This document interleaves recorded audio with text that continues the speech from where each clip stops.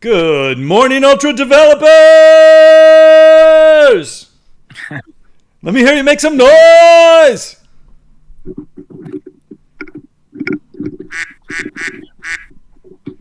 This is like that episode of Silicon Valley. Yeah, where they're like at TechCrunch and they're like, yeah, make some noise! And they're like, yay. Yay! Okay, cool. Okay, good. Okay, yeah, so here's what we got going on. We got in 097 beta, we got decals, which we talked about extensively last week, and we've got particles. So this is a very cool time because what that actually means is all the major features that we were planning on for 1.0 are now in the engine. There's no major like outstanding features that are not there. So I feel this really makes the software feel more feature complete. Now there's still a lot of things that we're going to augment before the final release of 1.0. But they're just like improvements that we're going to make here and there and small things. Or, in some cases, things that I've already written that just haven't been exposed yet. But this is a very cool time because instead of having this huge backlog of things to do, of like new features to do, it's like now we can focus more on smaller incremental improvements that make a big difference in your life. So I'll show you. First, I'll show you. I'll start with this because it's kind of cool. This is our example. Okay, so like last week, I think we were talking about. We wanted to focus more on the combat system, and because we have all those we have like 15 high quality view models for first person shooter. And we thought that those were going to be very difficult to find. That was actually a huge stumbling point for us for like 6 weeks. And then we ended up with way more than we thought we would ever have. And so based on that, we decided that it made sense to adjust the project away from level design and more focused on the combat system. And so we decided to make our example level to make it more just sort of an abstract generic kind of thing, and to probably, I think we're going to end up delivering way more weapons than we thought we were going to be able to, and we're going to focus in more depth with those weapons. We have animations for like iron sights aiming and for scopes and stuff, and so I would like to incorporate those features because I think that's going to give us like a big pack of weapons with a lot of variety, but having the same look and feel, I think is going to give us the highest amount of reusability for all users. So this is what we are working with right now for just some abstract buildings, and we'll probably put these together in a. I would like these to be more forming a scene, and not just be like 4 buildings. But this is what we had. One thing that the designer of this, Reap Blue, did that was kind of interesting is he actually used a decal for the window frames here, which I never thought of before, but it works pretty nicely. You could do the same thing with geometry, but this is what he chose to do, and I don't see any problem with it, so that's kind of cool. This is our character that we're going with. He's kind of, this is like something, it reminds me of something from like Killing Floor. He's ugly and mean, but it still looks sort of like abstract. So I feel like there's a lot of potential reusability. It's not overly specialized. Another thing to note here that's very cool is this scene actually really shows off the indirect lighting here. So over here, this is what a building looks like without a volumetric environment probe inside. It's just kind of like inexplicably lit with this bluish tint. It seems quite bright in here.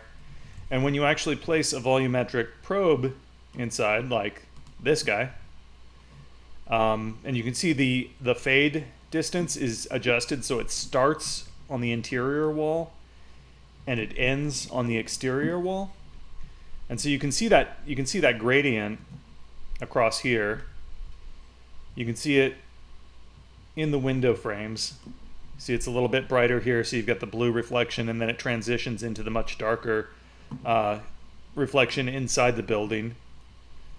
And I think it looks fantastic. And you can also see the difference, like here's the character here. You can see his back. It's not lit with direct light because you can see the shadows coming from in front of him. So that's all indirect lighting on his back there. And then when you pull him inside, the indirect lighting gets a lot darker. This is actually something I believe, I don't believe you can do this with Unity. I think that they can only disable and enable the global light reflection. You don't have this fine control, but this actually turned out to be a really, really good demonstration of why having that precise control over the volume is really, really valuable. Yeah, that looks fantastic. And then inside you have this nice reflection. It's very, very cheap to render, and it looks really good.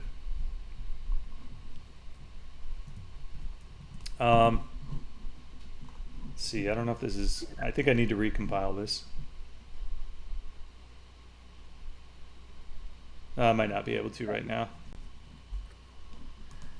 But yeah, the movement inside this feels very, very smooth when you're like running around, going up these stairs. It feels in the character physics are really nice.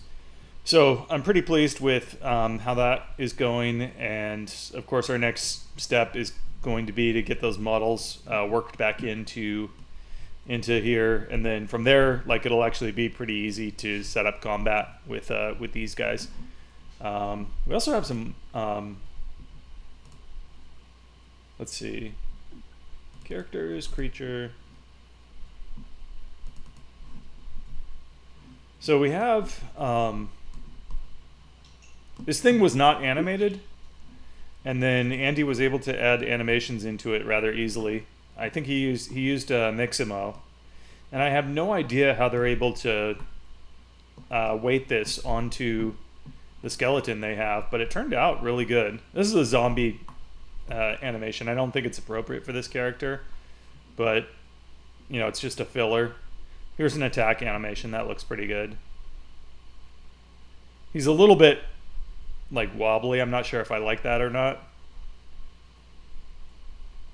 I don't like this because he's moving back too much, so that would cause problems. But some of these are just like filler.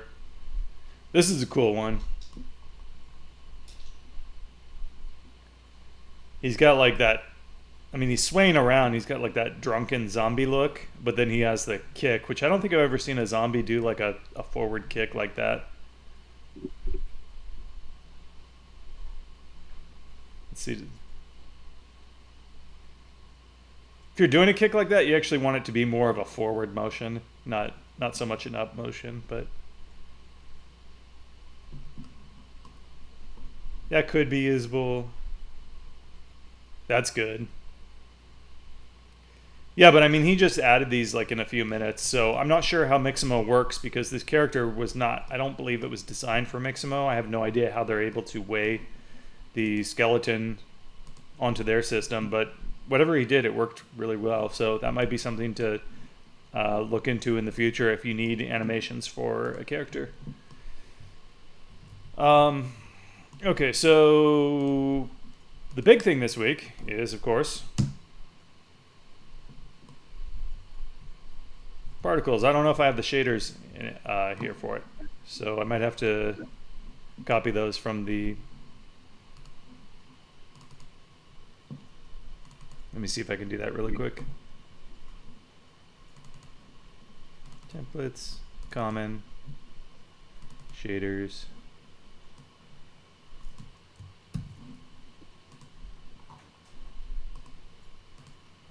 Oh, I also need the oh,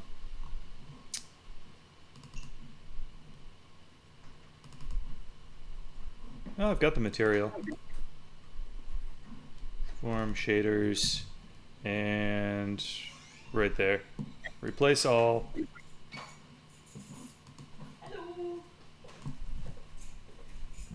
I'm recording.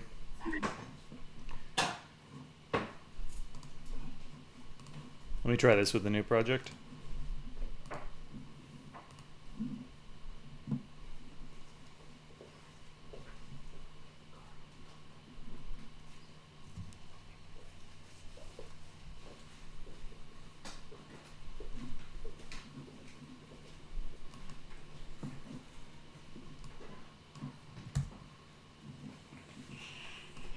There we go. That's the default fire that I set up. It can probably be improved in the future, but it's doing okay for now.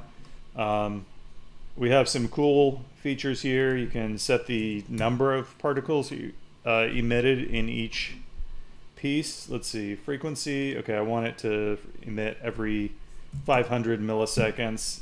Quantity, let's do 10 every 500 milliseconds. And you get more like that. If you just set the frequency to 0, then it just does it every frame. And this is my favorite feature. You can set the alignment mode. By default, it uses a billboard alignment. You can also set it to align by the velocity. And when you do that, you probably want to make it long and skinny. And you get something like that. And let's add some more turbulence to it. Let's add a lot of turbulence. Let's try 200. Oh yeah, there we go. And then you get these, this is good for sparks and like ricochets. Anything that's directional will look really good with this approach. So that's very cool. Whoa! Or you can do that. So that's, yeah, we have acceleration and some other properties. So like particles are basically done. I don't have collision in, but I think that's really just about the only thing missing. I also need to deal with the repeat mode doesn't really do anything yet. So I need to deal with that. But other than that, it's looking pretty good. So yeah, decals, particles, and then maybe like the zip packaging. Those were the features that I was planning on in 097. And if everything goes on time, then we're about, that might be the 26th that might drop. But if not, then we might wait another week if we need to. So with that said, what happens with the old map where everything is a lot of work went into? We're just holding on to that. We're not doing anything with it right now because I think we want to spend less time on. We want to allocate less work towards level design and more work towards programming the weapons and such, because I think that's going to give us the best, the most reusability. You always have to think about like how to maximize the effect of what you're doing with finite resources. So you always have to stop and reevaluate how you're spending your resources. And I feel that having a more well-developed weapon system with a lot of weapons available will provide more value than having a complete unique level. I mean, we'll probably come back to it anyways, but like that's kind of what we want to. I think that's what we want to focus on initially. So with that said, that's about all I've got to talk about this week. Do you guys have any questions?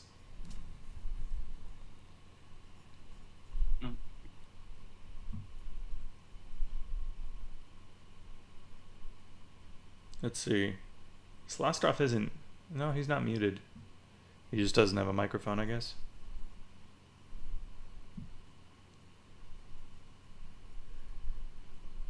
Okay, for some reason we have like random people muted at some times. Like we had that problem last week, so now I'm like kind of paranoid about checking for that.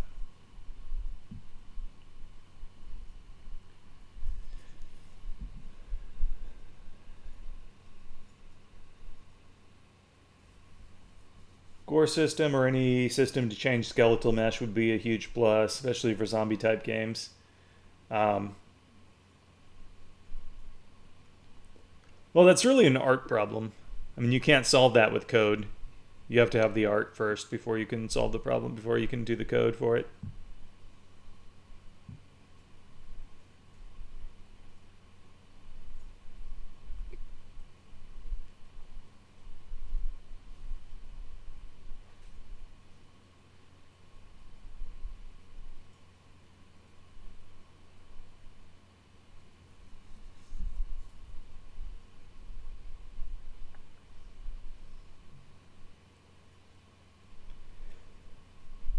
Yeah, actually, I mean that would be the simplest. That's definitely the simplest way to do something. Um, we did that. We did that in LeadWorks. You can just make a decal and then set that entity to be uh, attached to the bone, the nearest bone that it hits, and then that would give you like the appearance of like a bullet wound or something that would follow that character's limb as it moved around. So that's yeah, that's your simplest option. We'll probably, I'm sure we'll end up doing that. Yeah, we will use the particles quite a lot for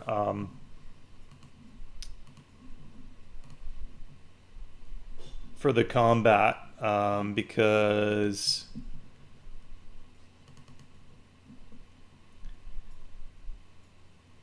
basically first person shooter combat, it boils down to why is that? Okay, let me restart. That might be a bad shader. Basically, there's a you probably want to use a sprite for like a tracer round that exits your.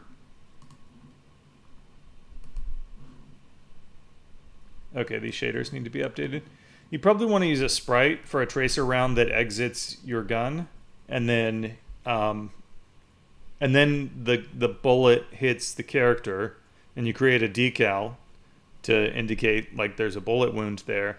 Then you use particles to make blood come out of them in the opposite direction. And then when those particles come in contact with a surface, then you use another decal for like the blood splattering everywhere.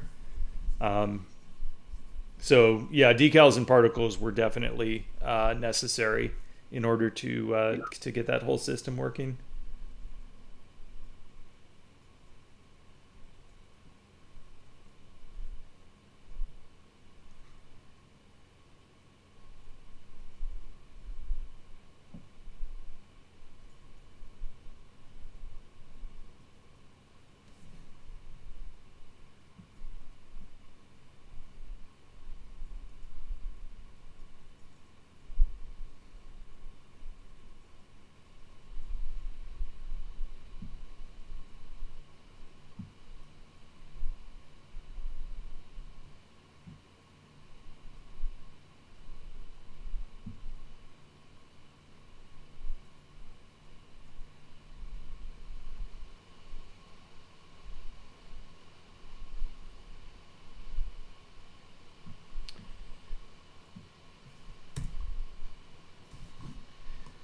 I also need to add a random value for the velocity. I think I can probably do that today. Because you want to have the option of having that like go out in every direction.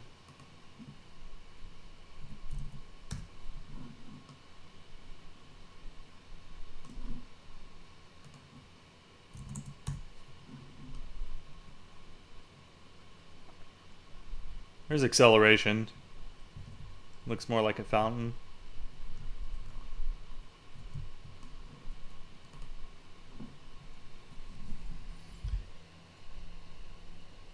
Slastroff is typing.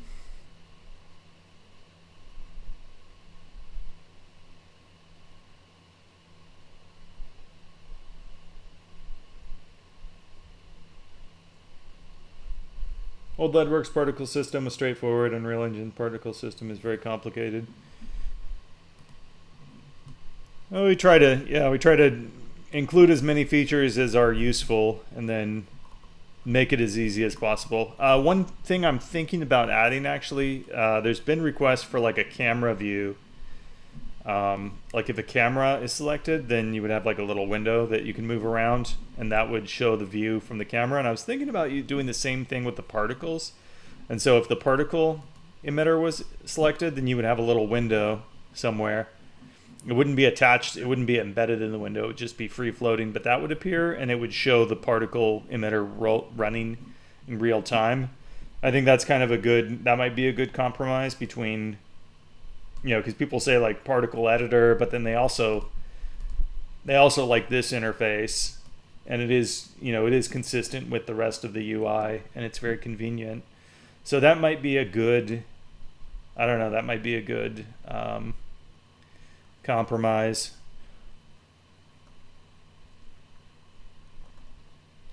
Or maybe if just a particle emitter is selected by itself, then maybe the editor should switch into real-time mode. I'm not sure. I'll just have to try both and then just see what feels better. I think I'll try the little window first, and if it's weird, then we'll just try something else.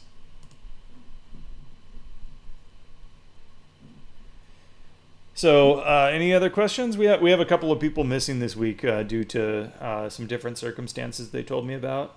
But Slastroff is typing.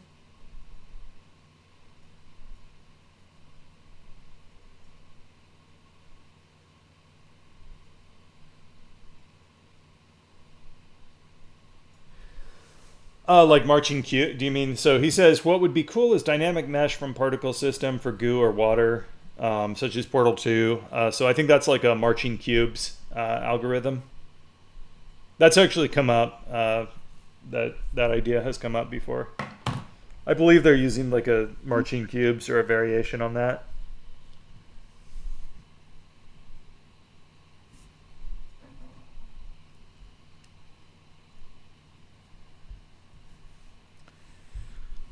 Yeah, I agree. That would be a cool feature. But that's like something for future development. I would also like to have smoke ribbons.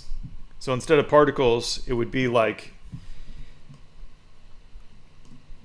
a mesh strip between that goes from like the first particle to the second to the third to the fourth, and it forms like a ribbon of smoke. That would be very cool, but I don't think it's critical to have that in the initial implementation of the system. It's just one of those things in the future that would be very cool.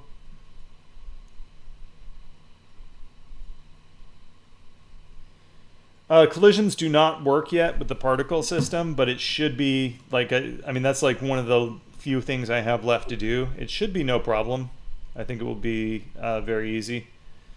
We can probably add some more physical properties like elasticity. Do they bounce off the floor, or do they just like hit it and start sliding along it?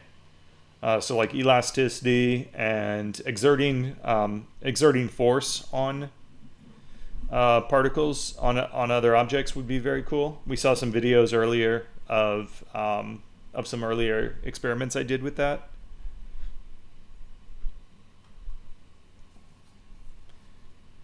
"3D meshes can be used for particles in the future." Yeah, we could do that again. We could do that. It's not in there right now, and again, it's kind of an art problem. Like, okay, where's the mesh that you want to use? You could do like rocks or something, but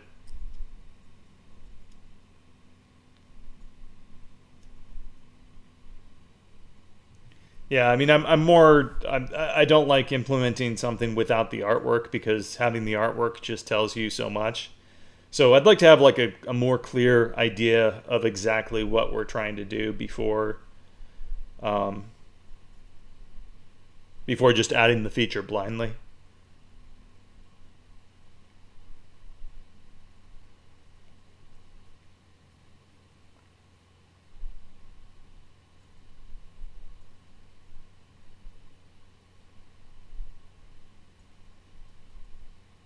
Yeah, but you don't really need a particle system for that. And it's probably better without it.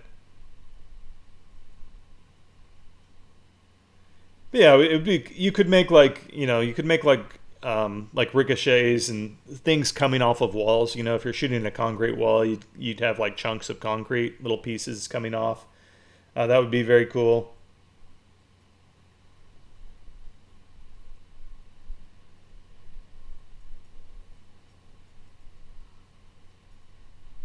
Yeah. Yeah, I agree. I think at this point we just sort of like need to have like account for it in the future, but I don't think we have to. I don't think we have to worry about actually implementing it yet. Like I'm actually more concerned with like um, the artwork that we use for the basic effects. Like, can we make an explosion that looks good? Can we make fire that looks good? Can we make smoke that looks good? Um, I'd rather like focus really hard on those problems because those are actually like very difficult problems. Instead of just trying to instead of trying to I'd rather dig in and solve those problems because that gives you a very high degree of reusability, instead of just pursuing a lot of features but not really, but doing it very superficially. So yeah, I'd say like doing whatever we need to do to make this look like real fire or to make a nice explosion, I'd say is kind of where we should be putting our effort. Yeah, the smoke is probably the easiest. It's hard to it's pretty easy to get smoke right. But yeah, I mean this is just the particle system. It just came online like a few 3 or 4 days ago, and then the last update for it was yesterday. So again, this is quite new, but it's looking so far so good. And the decal system has already it's proven to be very very cool. Um, I don't know if I showed it last week, but we saw something really cool.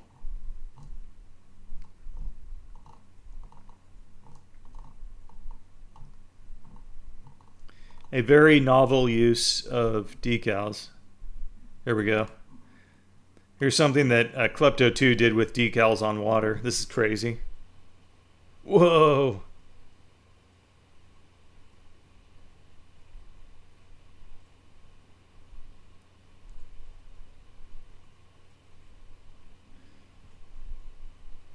So yeah, how do you make Lake Berryessa?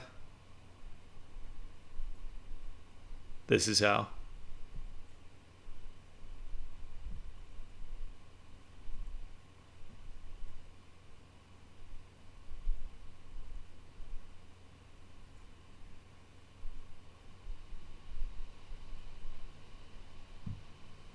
Yeah, the Lake Berryessa is a lake in California, and it has this hole.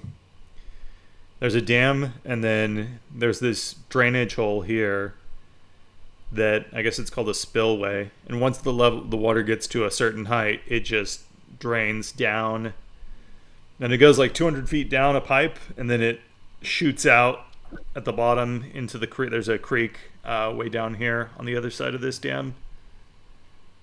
So that's how they manage that. That's kind of cool.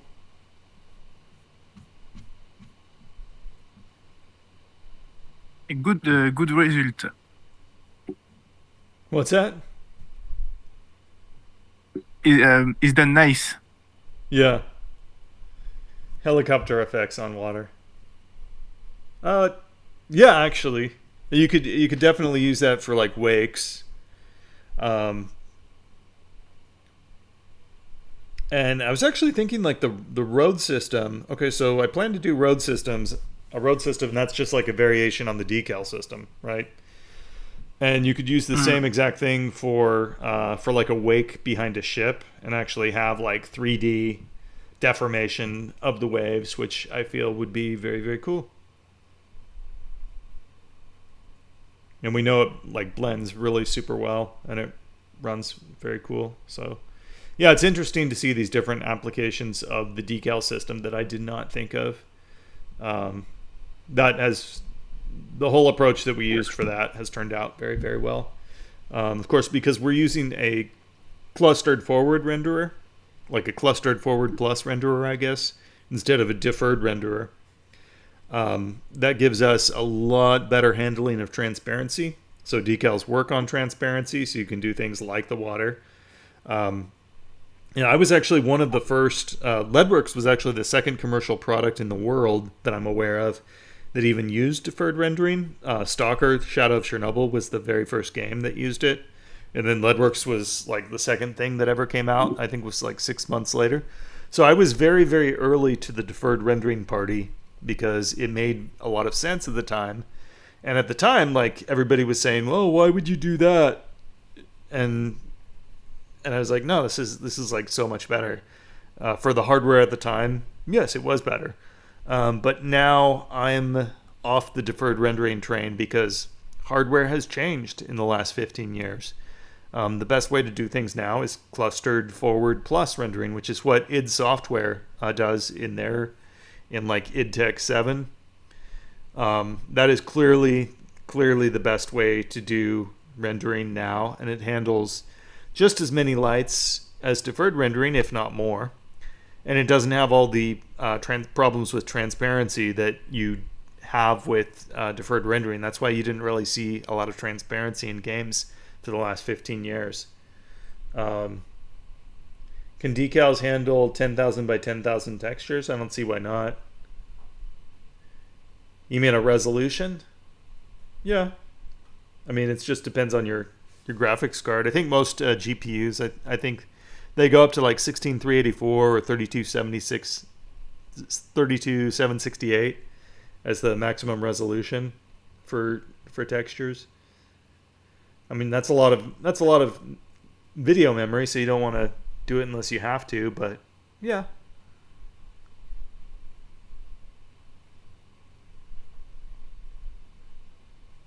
The question is, what are you going to do with that huge texture on a decal? What is Slastroth planning?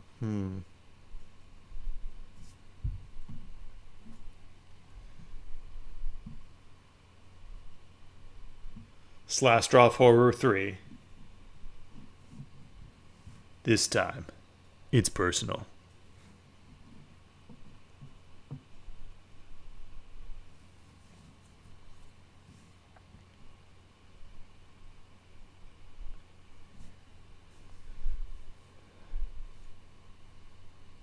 Yeah, it really doesn't matter. It doesn't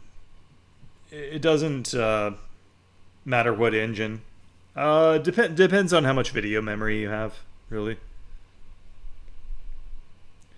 If you want to do like virtual texturing and like stream things in dynamically, then that gets more complicated.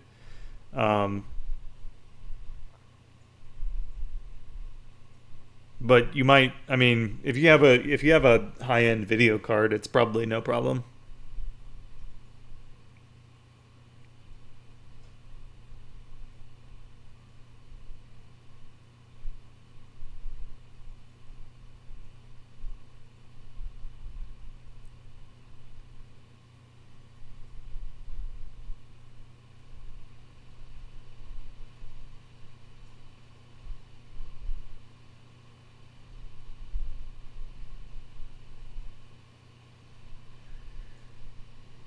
Matthias K is typing. He has something very important to say. Do we have any other questions?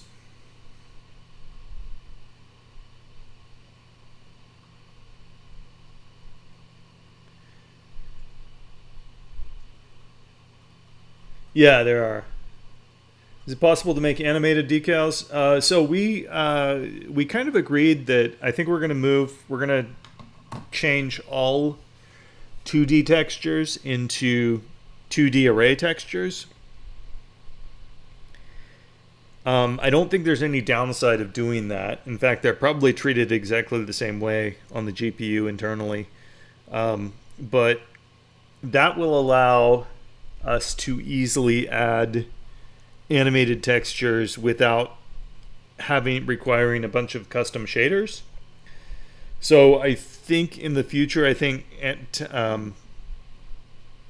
animated textures will just be a feature that's easily accessible in the engine that you can just have turn on with just a setting. And so that extends, of course, that extends to decals as well. So, yeah, having animated decals, I think, will be no problem for a boat which slope in the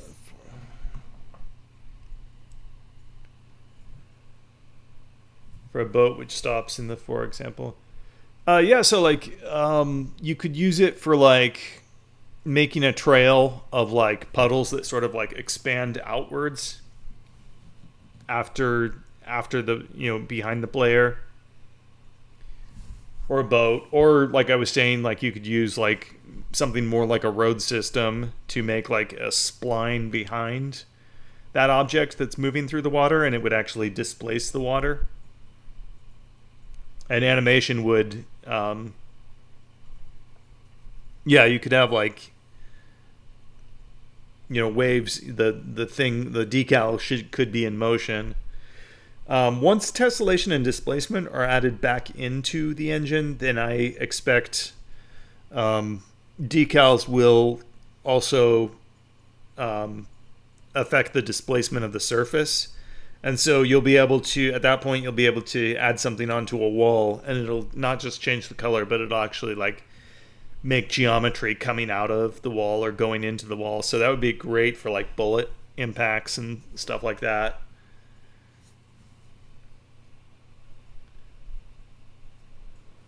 Yeah, exactly. For a boat that stops, you could have like waves coming out around it and such, like radiating out. Yeah.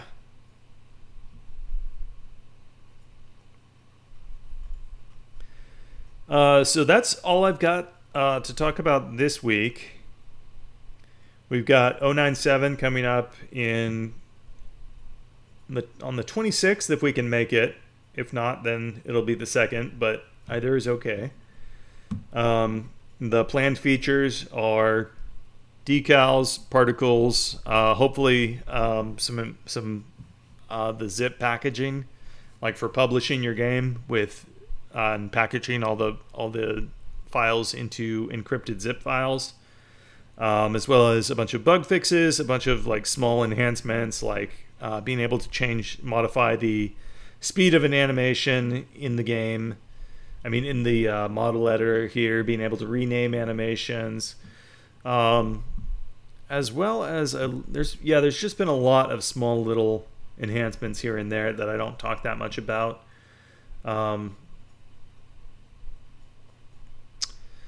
But yeah, that is the plan. And if there are no further questions, then we will conclude this week's exciting episode. So thank you all for coming.